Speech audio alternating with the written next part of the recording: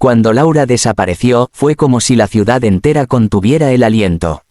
Nadie lo esperaba porque Laura Méndez era de esas personas que no hacían ruido, que pasaban inadvertidas en la rutina de los demás, pero que, sin saberlo, sostenían con su presencia pequeños fragmentos del mundo de muchos. Tenía 25 años, trabajaba en una librería del centro y vivía en un apartamento diminuto con vista parcial al puerto. Su vida, aunque sencilla, tenía un brillo sereno, le gustaban los libros viejos, el olor del papel húmedo, y las caminatas al atardecer cuando el cielo se teñía de naranja. Nadie imaginó que una mujer así pudiera desaparecer sin dejar una sola pista. Fue una noche lluviosa de noviembre. Laura salió de la librería justo antes de cerrar con su abrigo gris y una carpeta azul bajo el brazo. Dijo que iba a entregar unos documentos personales que no tardaría. Nunca volvió. Cuando su compañera de piso, Elena, se despertó al día siguiente y vio la cama intacta, el café sin tocar y el celular sobre la mesa con la pantalla encendida, supo que algo estaba mal. En la pantalla había un mensaje escrito, listo para enviarse, pero sin destinatario: voy a contarle la verdad. Deséame suerte. Elena tembló. Llamó a la policía, a los hospitales, a todos los conocidos. Nadie sabía nada. El rastro de Laura terminaba a pocas calles de la librería, donde las cámaras de seguridad mostraban su silueta cruzando la avenida y desapareciendo tras un taxi que nunca fue identificado. En cuestión de días, su rostro apareció en todos los noticieros.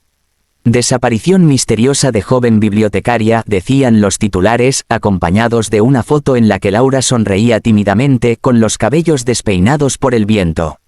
Durante semanas la ciudad buscó respuestas. Hubo voluntarios que recorrieron los cerros, carteles pegados en cada poste, y entrevistas en televisión con la madre de Laura, una mujer menuda que lloraba pidiendo que su hija regresara. Pero con el tiempo, las noticias nuevas enterraron el caso.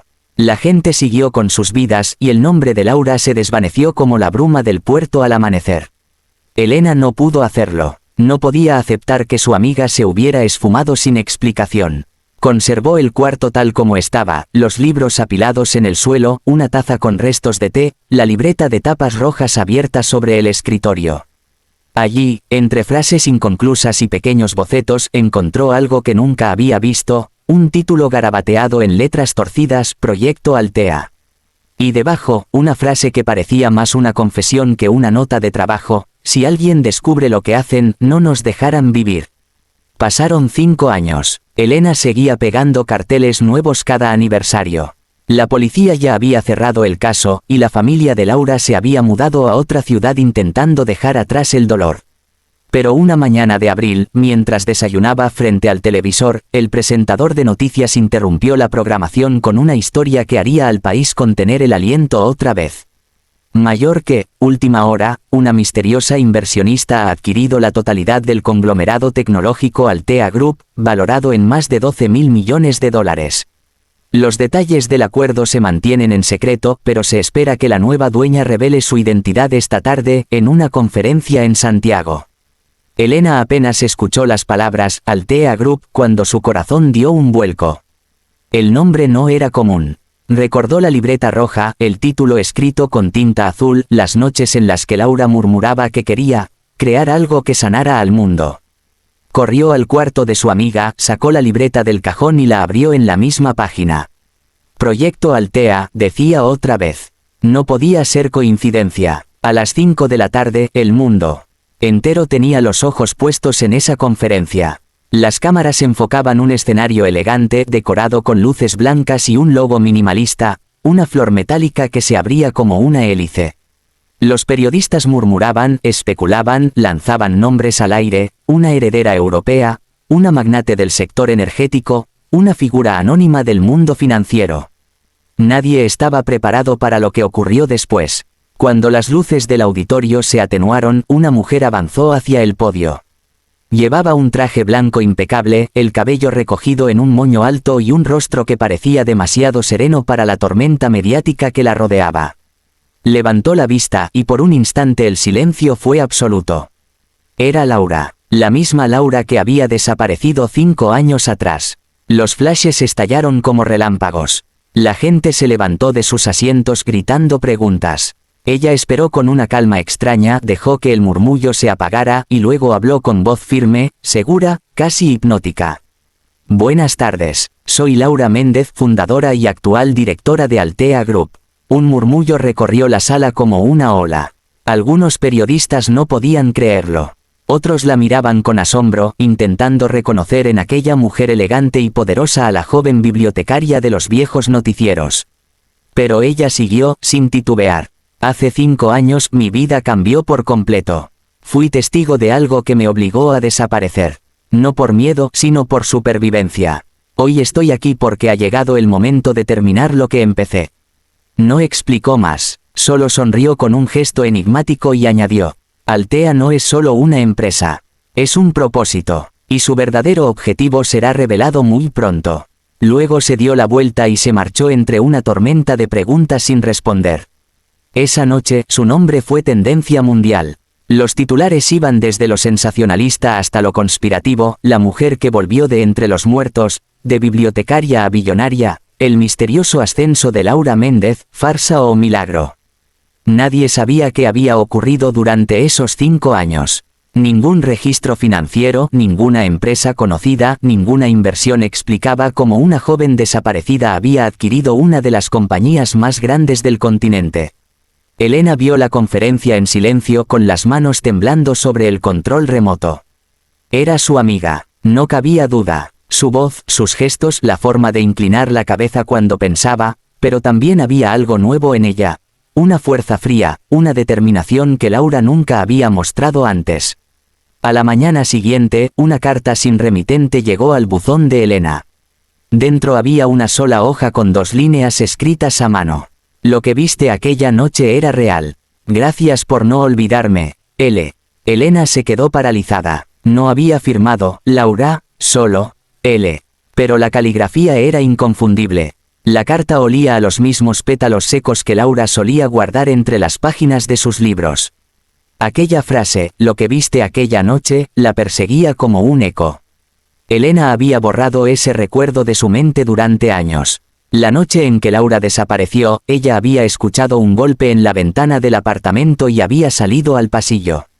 Desde la escalera, había visto a 2 hombres vestidos de negro hablando con Laura cerca de un coche oscuro.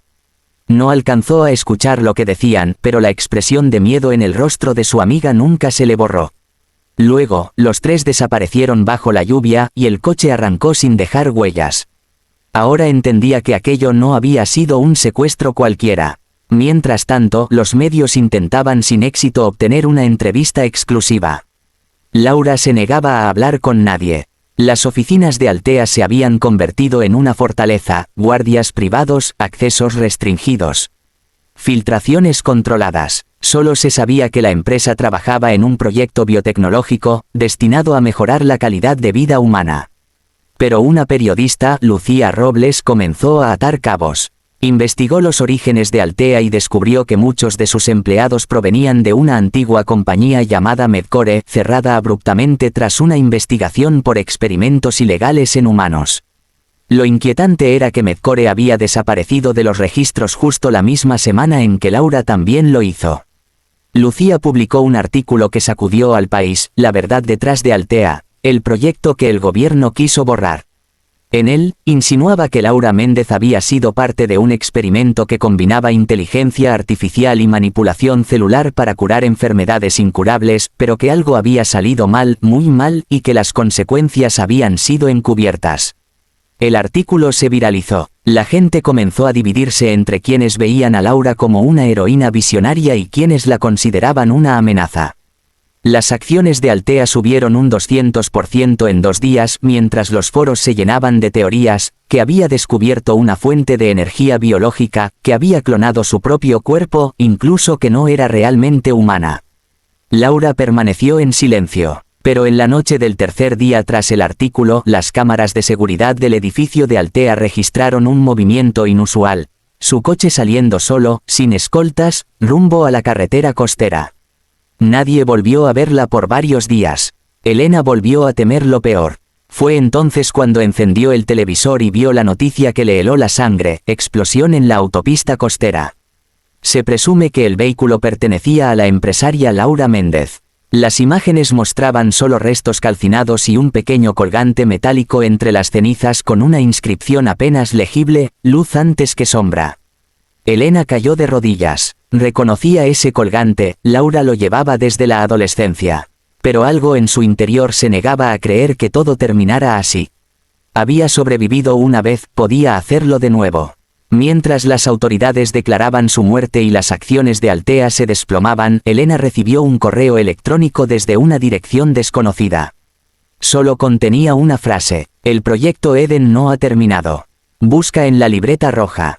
Y entonces comprendió que, quizá, la desaparición de Laura no había sido un final, sino el inicio de algo que el mundo aún no estaba preparado para conocer.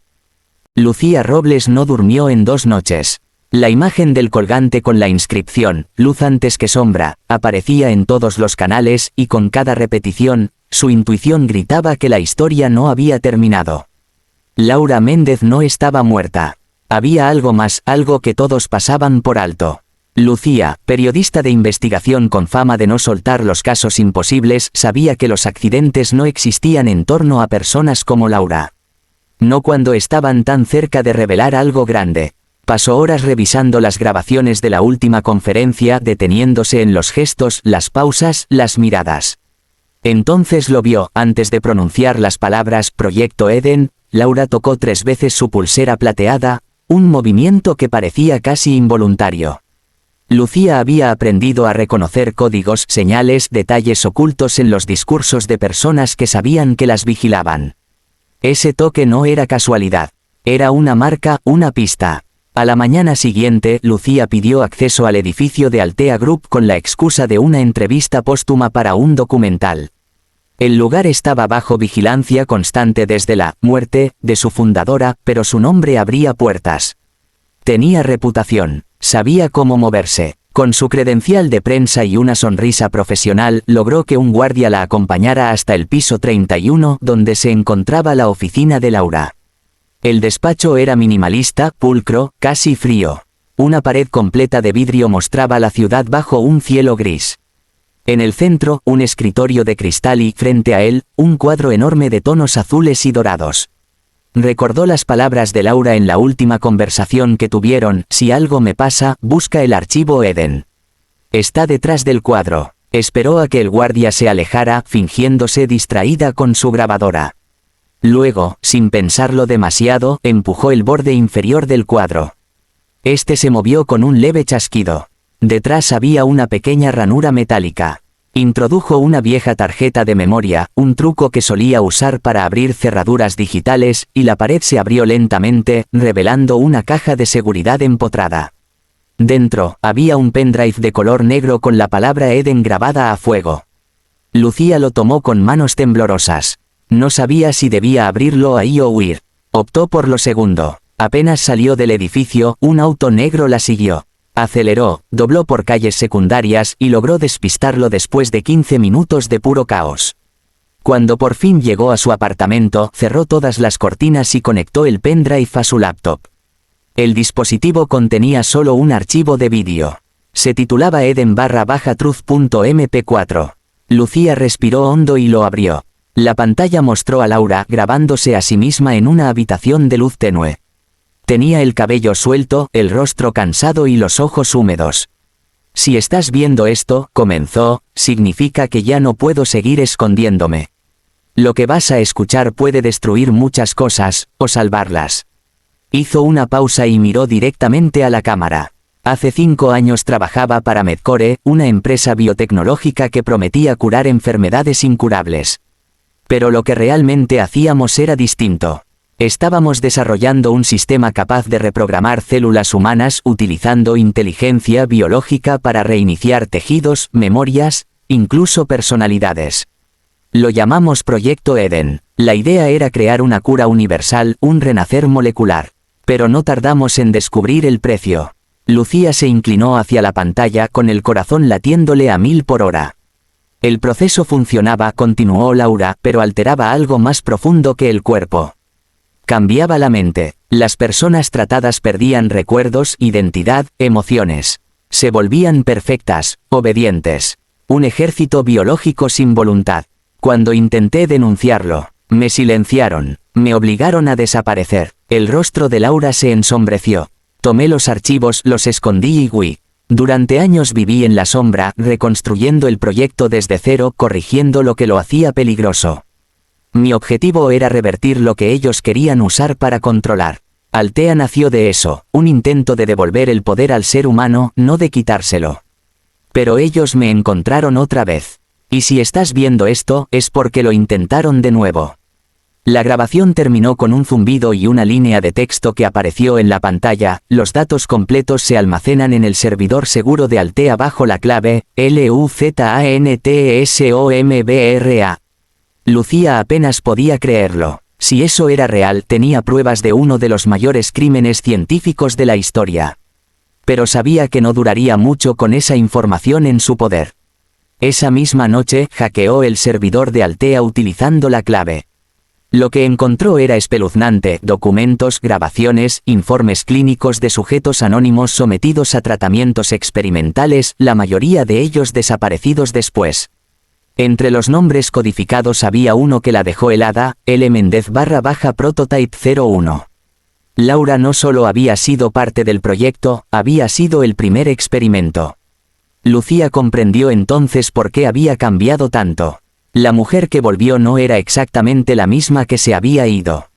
Había sido reconstruida, reprogramada, y había usado esa misma tecnología para levantarse desde las cenizas y enfrentar a quienes la crearon. Antes de poder profundizar más, escuchó un golpe seco en la puerta. Señorita Robles, seguridad privada. Necesitamos hablar con usted. Lucía apagó el monitor de inmediato, guardó el pendrive en el bolsillo y corrió hacia la ventana. Su departamento estaba en un cuarto piso. Saltar sería una locura, pero quedarse era peor. Saltó, cayó sobre el toldo de un café, rodó hasta el pavimento y escapó entre el tráfico. Sabía que la perseguirían, así que desapareció durante 3 días. Cambió de hotel, de ropa, de identidad. Desde un cibercafé de barrio logró contactar a Elena, la mejor amiga de Laura, cuya dirección había encontrado entre los documentos del proyecto. Cuando Elena la recibió, tenía el rostro demacrado y los ojos llenos de sospecha. ¿Quién eres y por qué vienes a mí? Lucía la miró fijamente. Porque Laura confió en ti. Y porque no está muerta. Elena se llevó una mano al pecho. ¿Qué dices? La policía confirmó el accidente.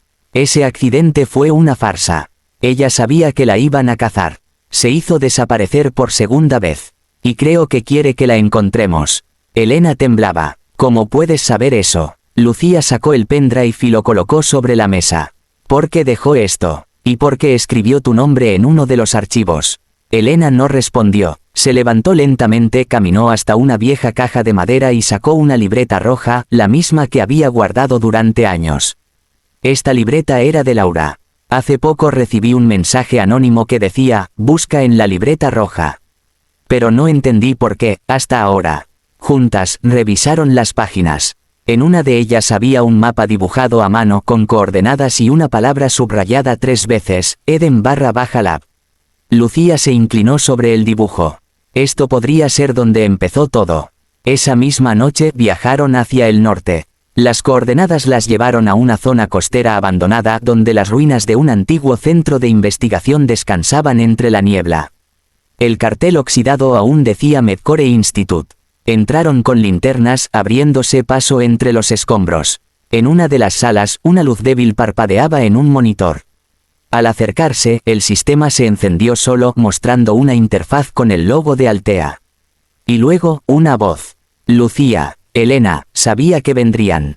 El sonido era inconfundible, era Laura. En la pantalla apareció su imagen transmitida en directo desde un lugar desconocido. No tengo mucho tiempo, dijo. Me están buscando, pero necesitaba que encontraran esto. Eden no era un proyecto para destruir, sino para renacer. Logré corregirlo. Ya no borra la mente, la libera. He guardado el código fuente aquí. Si ellos lo destruyen, el mundo perderá la cura definitiva para cientos de enfermedades. Elena lloraba en silencio. Laura, ¿dónde estás? Laura sonrió débilmente. Donde todo comenzó, en la sombra antes de la luz. Entonces, la transmisión se cortó. En el monitor quedó solo una dirección y parpadeando. Lucía la copió de inmediato, pero antes de que pudieran salir, el ruido de motores se escuchó afuera. Autos negros. No se encontraron, susurró Elena. Apagaron las linternas y se escondieron entre los pasillos. Los pasos resonaban cerca. Hombres armados recorrían el edificio. Lucía revisó su teléfono. Había logrado enviar la dirección IP a un servidor en la nube antes de que la señal se cortara. Una voz masculina gritó: «Tienen lo que queremos. Entréguenlo y saldrán vivas». Lucía tomó la mano de Elena y corrieron hacia una salida trasera. Alcanzaron la costa con la brisa golpeándoles el rostro y el mar rugiendo abajo. No había escapatoria fácil. Entonces, un haz de luz apareció en el cielo, un helicóptero descendiendo lentamente, y en su interior, una silueta femenina. Elena se tapó la boca para no gritar.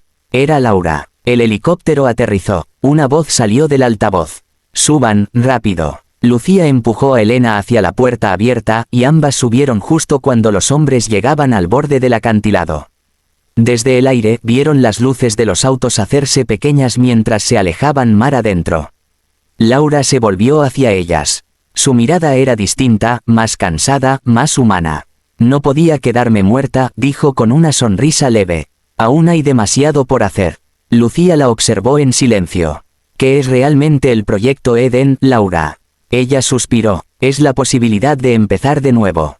No para controlar, sino para curar. Pero hay quienes no soportan la idea de que la humanidad deje de depender de ellos». Elena tomó su mano. «Entonces, ¿qué haremos ahora?». Laura miró por la ventana del helicóptero, hacia el amanecer que se extendía sobre el océano. «Vamos a terminar lo que empezamos. Esta vez, bajo la luz». A lo lejos, el sol nacía sobre el mar, tiñendo el cielo de dorado. Y por primera vez en mucho tiempo, Laura Méndez no huía.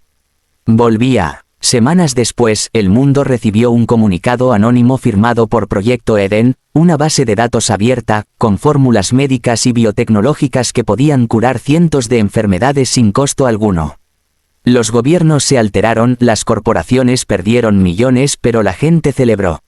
Nadie sabía quién lo había liberado. Solo dos mujeres ocultas en una isla del Pacífico miraban las noticias en silencio. Laura sonrió. «Luz antes que sombra», murmuró. Lucía respondió: «Y esta vez no habrá sombra que te borre». El viento soplaba fuerte, pero la calma en sus rostros decía más que cualquier palabra. Laura Méndez había desaparecido 2 veces, y las 2 veces había regresado. No para ser recordada, sino para cambiar el mundo.